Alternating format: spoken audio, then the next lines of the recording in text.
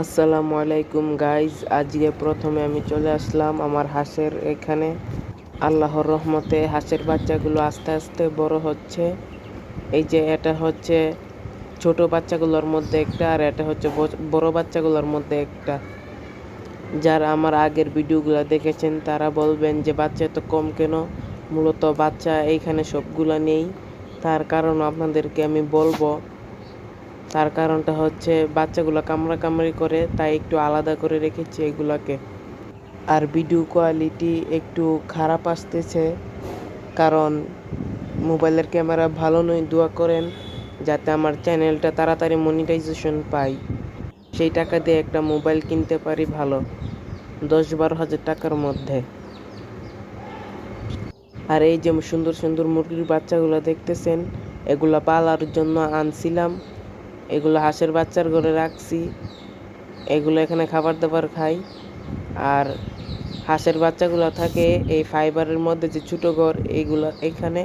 আর এই পিচ্চি ঘরটাতে থাকে কি, সেটাও আপনাদের দেখাচ্ছি। এই যে এখন ছাদে উঠতে হচ্ছে আপনাদেরকে বাকি হাঁসগুলো দেখানোর জন্য। এই যে এইখানে আছে, এটা হচ্ছে বড় হাঁসগুলোর মধ্যে একটা হাঁস। এখানে বেশিরভাগগুলোই বড় হাঁসগুলোর মধ্যে। এই যে এটা হচ্ছে আমার এখানে সবচেয়ে সুন্দর হাঁস। ক্যামেরা কোয়ালিটি ভালো নয় তো, তাই ভিডিও সুন্দর দেখাচ্ছে না, হাঁসগুলোকেও সুন্দর দেখাচ্ছে না, কেউ কিছু মনে করবেন না। এইখানে মশারির মধ্যেও আছে হাঁস, এইখানেও আছে। হাঁসগুলো কামড়াকামড়ি করে তো, তাই একটু প্যারাই ছিলাম, এখনও হালকা পাতলা প্যারায় আছি। আর খাঁচায়, আর এইখানে হচ্ছে ছোট বাচ্চাগুলা। আর আরও হাঁস আছে দেখাচ্ছি ছাদের উপরে। এই যে এখানে একটা হাঁস আছে, এই যে এইখানে রাখছি। এগুলো কামড়াকামড়ি করার কারণে আলাদা আলাদা রাখতে হয়েছে। ওষুধ টষুধ দিয়ে কাজ করতেছিল না, আর এত টাকাও নেই।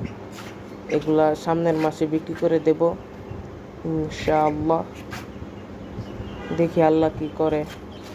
আর যারা আগের ভিডিওটা দেখছেন তারা তো জানেনই, এই হাঁসগুলা দিয়ে আমার খামার যাত্রা শুরু করেছি। আল্লাহ ভরসা, হাসবুনাল্লাহ। আর যারা যারা ভিডিওটা দেখছেন এবং ভালো লাগছে, তারা দয়া করে মাশাআল্লাহ বলবেন। শুধু তারা না, সকলেই মাশাআল্লাহ বলবেন।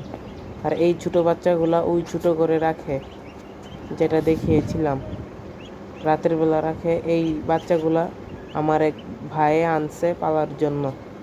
আসসালামু আলাইকুম।